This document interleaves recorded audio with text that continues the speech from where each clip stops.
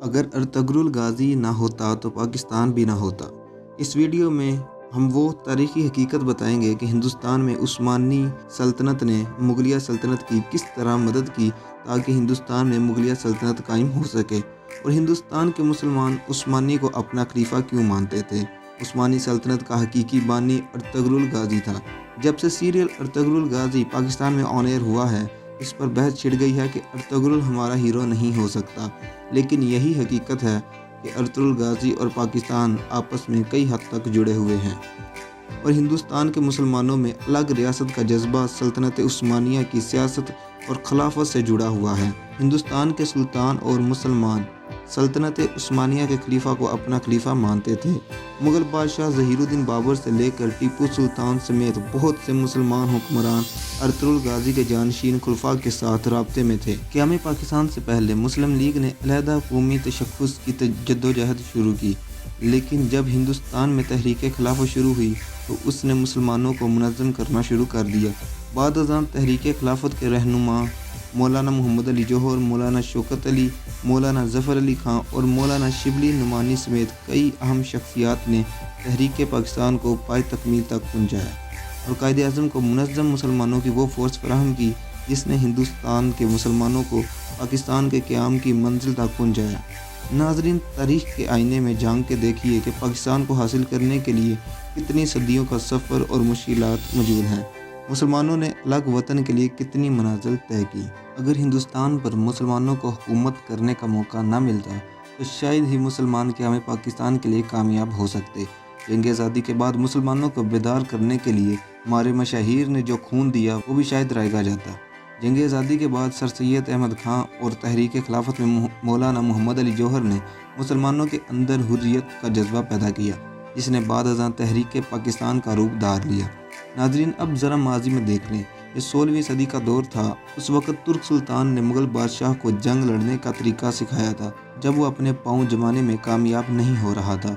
मुअर्रिख़ Paul Davis के मुताबिक 1526 में पानीपत की पहली लड़ाई के बाद हिंदुस्तान में मुग़लिया सल्तनत का शानदार आगाज़ हुआ था। उसने अपनी 100 फैसला कुन जंगों में से तारीख़ की सबसे फैसला कुन जंग करार दिया था और इस जंग को जीतने के लिए भी सल्तनत उस्मानिया का अहम किरदार रहा।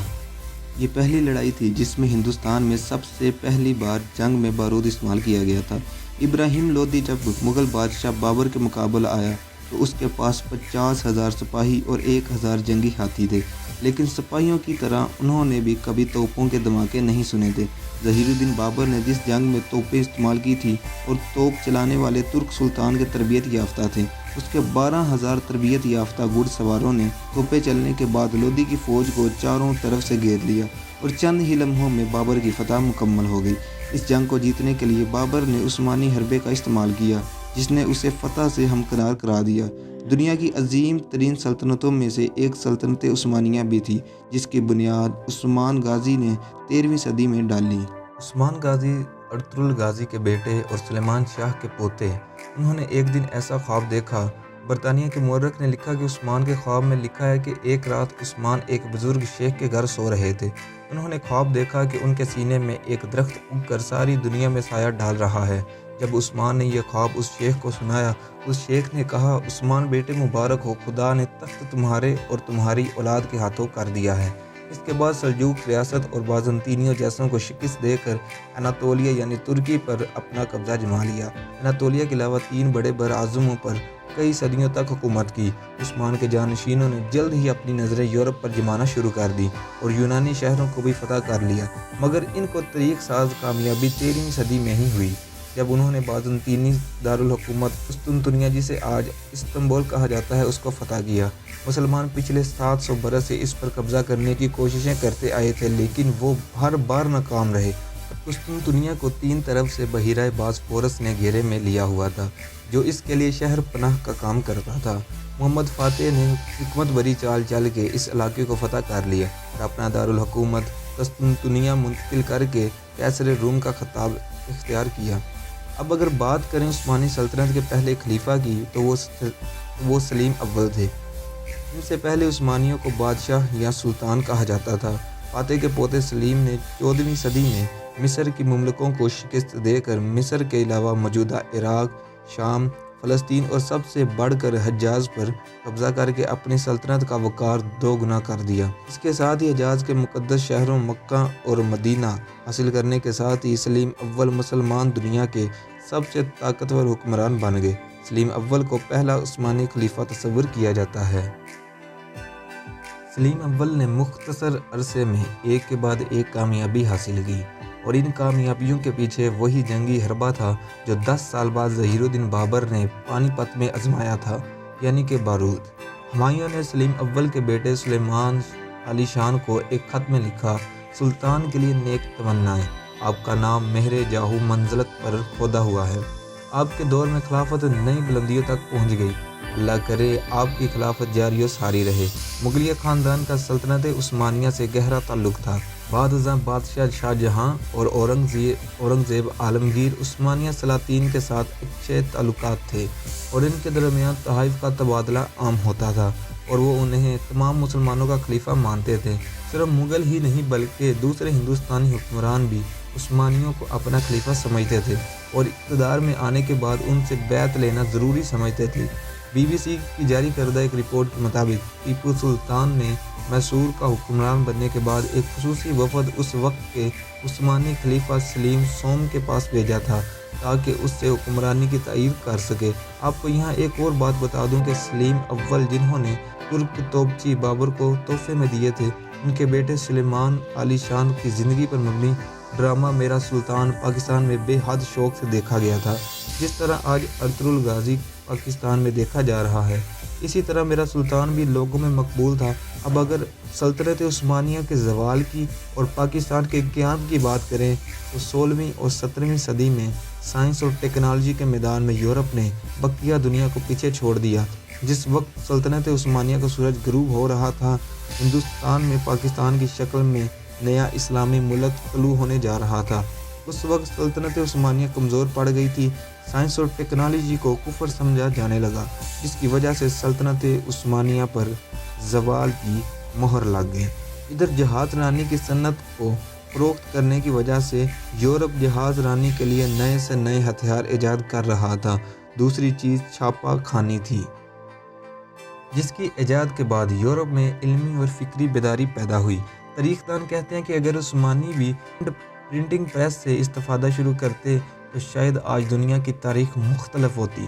چنانچہ یورپ آگے بڑھتا چلا گیا اور عثمانی سلطنت سال بہ سال سکڑتی چلی گئی، حتیٰ کہ پہلی جنگ عظیم کے دوران انگریزوں نے ان سے اناطولیہ کے علاوہ تقریباً تمام علاقے چھین لیے۔ ہندوستان کے مسلمانوں کو اس کا بڑا دکھ ہوا کیونکہ وہ عثمانی خلیفہ کو ہی اپنا مذہبی حکمران اور رہنما سمجھتے تھے۔ انہوں نے 1919 میں مولانا محمد علی جوہر اور مولانا شوکت علی کی قیادت میں تحریک خلافت شروع کی، جس نے انگریزوں کو دھمکی دی کہ اگر انہوں نے خلیفہ عبدالحمید کو معزول کرنے کی کوشش کی تو ہندوستانی مسلمان ان کے خلاف بغاوت کر دیں گے۔ اس تحریک میں عطا اللہ شاہ بخاری، حسرت مخانی، مولانا ابوالکلام آزاد، مولانا ظفر علی خان، مولانا محمود الحسن اور حکیم اجمل خان جیسے رہنما بھی شامل تھے۔ انڈین نیشنل کانگریس نے بھی تحریک خلافت کا ساتھ دینا شروع کر دیا۔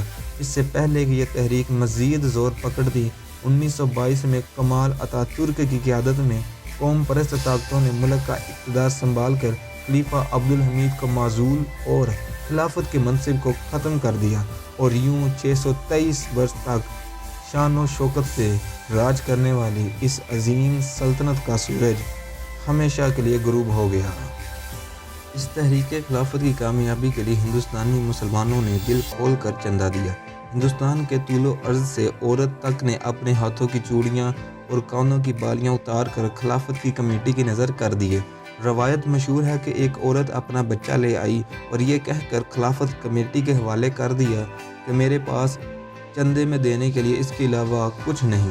یہ تحریک تو کامیاب نہیں ہو سکی، لیکن ترکی کے عوام کو جذبہ یہ آج بھی یاد ہے کہ جو لوگ ترکی گئے ہیں وہ یہی کہتے ہیں کہ دنیا میں جتنی عزت پاکستان کی ترکی میں ہوتی ہے اتنی کہیں نہیں ہوتی۔ اس تحریک کے عوض مسلمانوں کو 2 بڑے فائدے ہوئے۔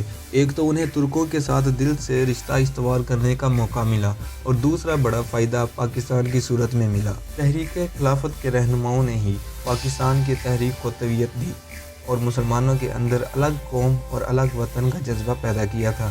तहरीक खिलाफत न होती तो मुसलमानों के अंदर कौमी और दीनी अहमियत पैदा करना मुश्किल हो जाता। इसके बावजूद कायद-ए-आज़म को मुसलमानों को यकजा करने के लिए काफ़ी मेहनत करना पड़ी। अगर तहरीक खिलाफत ने मुसलमानों के अंदर कौमी और दीनी अहमियत उजागर ना की होती तो मुसलमान गुलामी में रहना पसंद कर लेते। तहरीक खिलाफत के कायदीन के नाम पर आज पाकिस्तान में कई टावर्स और शहरों के नाम रखे जा चुके हैं, जो इस बात का सबूत है कि उन्होंने तहरीक खिलाफत में जो रूह फूंकी थी वो मुस्लिम लीग के वजूद में सरायत कर गई।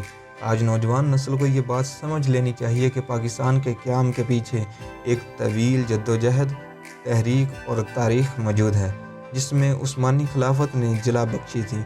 उस्मानी खिलाफत की जब भी बात की जाएगी अर्तुगरुल गाज़ी का नाम पहले लिया जाएगा।